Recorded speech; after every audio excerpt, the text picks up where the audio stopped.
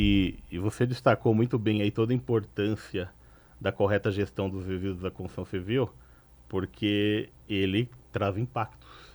Como você citou bem, o resíduo mais gerado, ele tem mercado, né? Reciclando 100%, a gente tem mercado para colocação. E aí a gente sabe, André, que um dos grandes problemas do mercado, e é quando eu falo mercado de resíduo da construção civil, eu estou falando de transportadores, estou falando de áreas de transbordo e triagem, que é uma das soluções de destinação. Nós vamos trazer pessoas de áreas de transbordo para discutir essa importância desse ator no mercado. E estou falando das usinas, que faz o papel tão importante que é reciclar esse resíduo. E a gente sabe que o mercado sofre muito por falta de gestão pública, principalmente na questão de regulamentação. A gente ainda está caminhando com isso. E aí, aproveitar a sua experiência, você é um cara que tem toda a experiência no resíduo, do resíduo, de modo geral, especialista em resíduo da construção também, te conheço bem, você tem soluções muito interessantes. E você trabalhou e trabalha também dentro dos órgãos públicos ali, você tem esse olhar com a gestão pública. E vamos falar da última cidade que você atuou, Diadema, como ex-secretário e também como membro lá do conselho do consórcio ABC, no grupo de trabalho de resíduos. Como que está hoje a gestão do resíduo da construção e demolição em Diadema, por exemplo, André? Rafa, Diadema foi uma experiência bastante interessante. Eu digo que nós demos saltos, né, em relação à estrutura legal, mas nós ainda não conseguimos estabelecer cultura, que é o principal desafio, né? Então, hoje, Diadema tem uma legislação própria, que é voltada ao sistema de gestão sustentáveis de resíduos da construção civil, né? Está dentro do arcabouço da Lei de Gestão de Resíduos, no geral. Então, assim, vamos destacar algo que está previsto há mais de 10 anos, desde as CONAMAs da construção civil. Primeiro, nenhum processo de licenciamento de atividade de impacto ambiental de empreendimentos acima de 200 metros quadrados é aprovado se não sair o parecer técnico do plano de resíduo da construção civil. Então, isso é parte integrante do licenciamento. Então, isso não tem discussão. 2, qualquer obra que feche o seu ciclo da execução, ela é obrigada a pedir a baixa do parecer, que é uma conformidade que aquilo previsto foi executado. Qual que é o elemento da baixa? O controle das MTRs. Terceiro, busca-se junto com os empreendimentos fechar o circuito de indicar para quem vai destinar o resíduo. Então, esse é um outro elemento importante, que é a prévia da rastreabilidade. Uma coisa é você falar que vai destinar corretamente, a outra coisa é você indicar para quem você vai destinar. E ao indicar, essa pessoa tem que estar legalizada.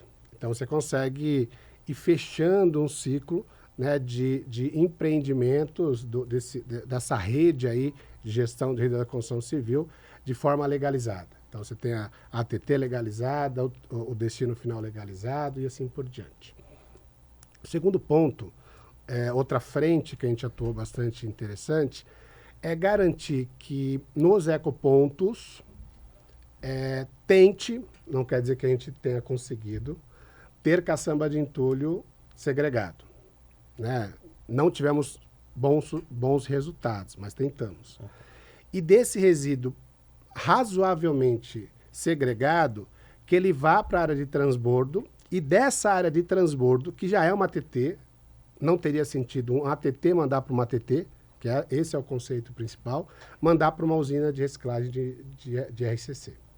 Então, isso foi determinado no lote da licitação. Poucas cidades, e me chamou a atenção, não tem essa cultura. Então, a maioria das cidades tem a cultura de pegar parte do segregado de resíduos do descarte irregular ou do entulho dos ecopontos e mandar para outra ATT.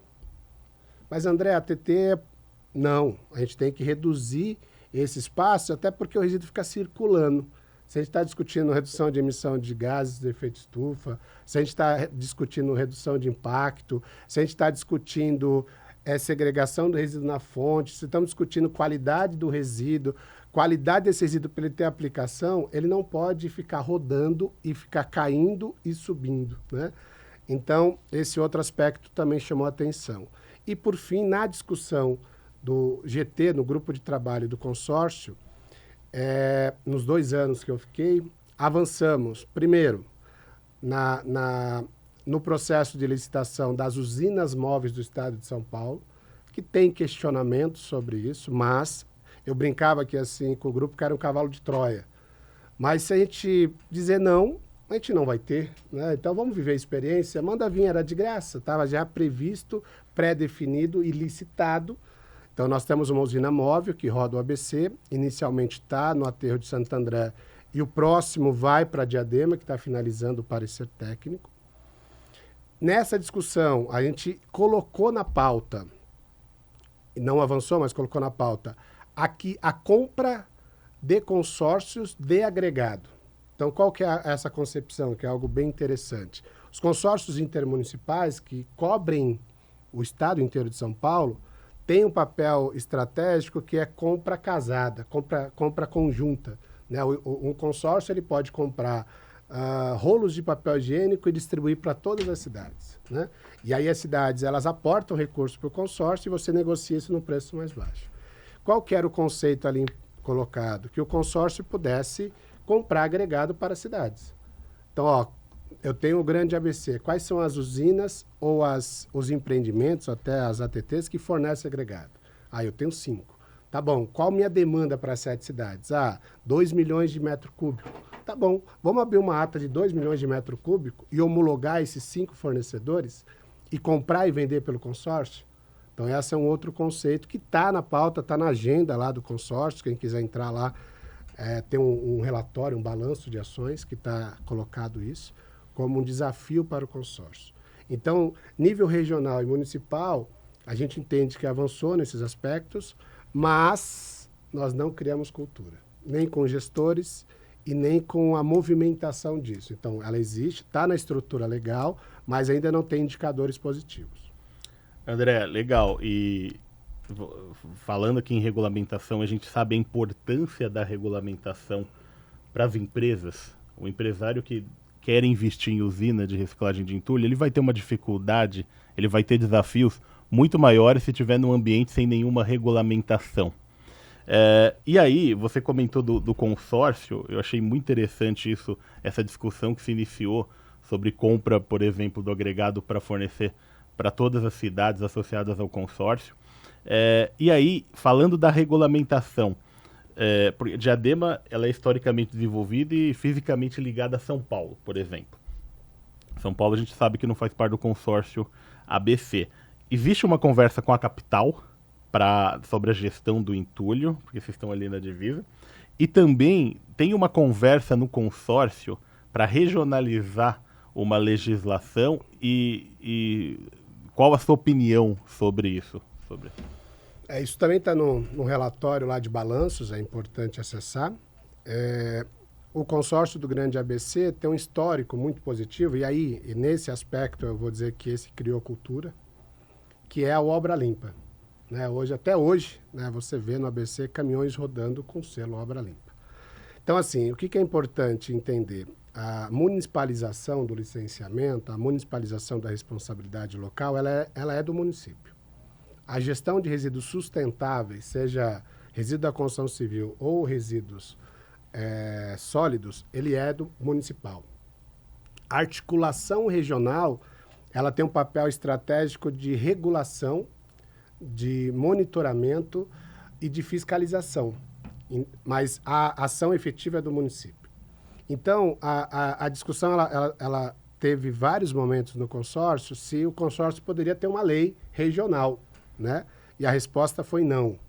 Ela pode ter ações regionais, articulações regionais, incentivos regionais, movimentações regionais, mas a legislação não. Porém, qual que seria o caminho? Trazer o conceito de obra limpa, que foi um pouco do passado, e potencializar isso. Primeiro, como uma demonstração de uma prática, uma boa prática. Então, o que quer dizer ser obra limpa? Quer dizer que a minha empresa é legalizada, que eu descarto corretamente, que eu informo isso para os órgãos públicos e eu tenho uma parceria positiva. O Obra Limpa é uma regulamentação para o transporte de resíduos da construção. E no consórcio, a Obra Limpa é um reconhecimento, vamos chamar de uma certificação, uma rotulagem, para dizer que aquele conjunto de empresas está fazendo certo. Então, parece óbvio, mas ele deveria fazer isso, mas eles não fazem. Sim. Então, na verdade, é um reforço para dizer que está fazendo certo. Perfeito. Né? Que tem o compromisso, pode contratá-lo, que a gente está de olho nele. Né? Qual que é o retorno das empresas que estão no Obra Limpa? A informação de movimentação da massa de resíduo. Isso já é importante. Dizer para onde está destinando, quem está... Ah, mas você não tem o SIGOR, não tem os sistemas eletrônicos, ele vai ter que fazer esse esforço a mais, né, para entrar nesse processo de certificação. Então, o Obra Limpa ele ficou com uma diretriz para final de 24, mas como teve a questão da eleição, essa diretriz está no planejamento para 25. Então, a gente espera que o pessoal do grupo de trabalho, né, o Ed, que estava como coordenador, que está hoje como secretário de Santo André, uma figura também, um grande especialista na área de resíduo, ele avance nisso porque é algo que ele também acredita.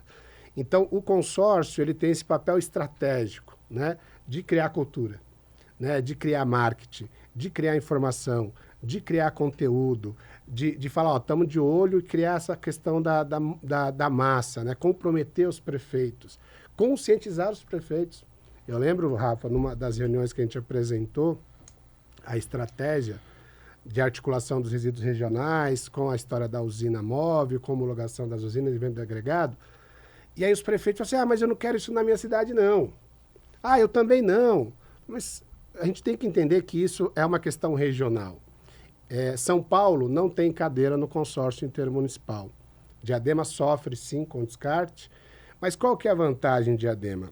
Nós temos alguns ecopontos no limite de São Paulo com Diadema, que isso foi uma vantagem. E uma segunda vantagem, Diadema teve um acordo, isso é muito legal, porque não dá para tratar os caçambeiros como pessoas ruins. Né? Tem alguns que queimam o filme da categoria.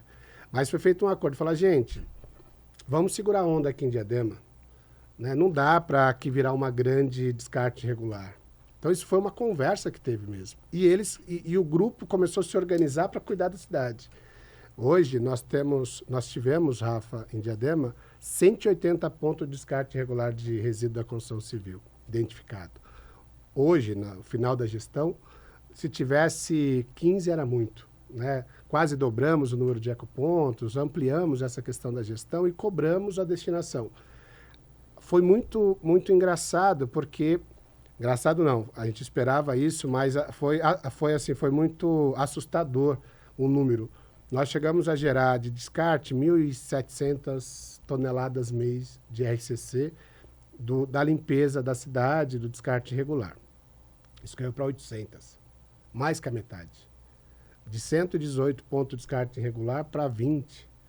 Né? E eu falei, caramba, mas aonde foi parar isso? Só não está em Diadema. Mas aquele cara que descartava em qualquer lugar, que tem um alvarazinho de 2 casinhas, ele foi obrigado a contratar um caçambeiro legalizado. Então, isso fechou. Alguns falam que isso não valorizou, isso é um aspecto que você chamou a atenção, não valorizou tanto o preço da caçamba na cidade, como aconteceu, por exemplo, em São Paulo. Lá ainda a varia de 350 a 400. Eu sei que a meta de vocês é que garanta pelo menos o repasse dos custos de forma coerente. Né? O que é repasse de custo de forma coerente? Pagar imposto, pagar isso, pagar aquilo, pagar funcionário direito. Né? E aí a gente sabe, quando faz essa conta, a planilha passa dos R$500 por caçamba. Recebe vários tipos de resíduos.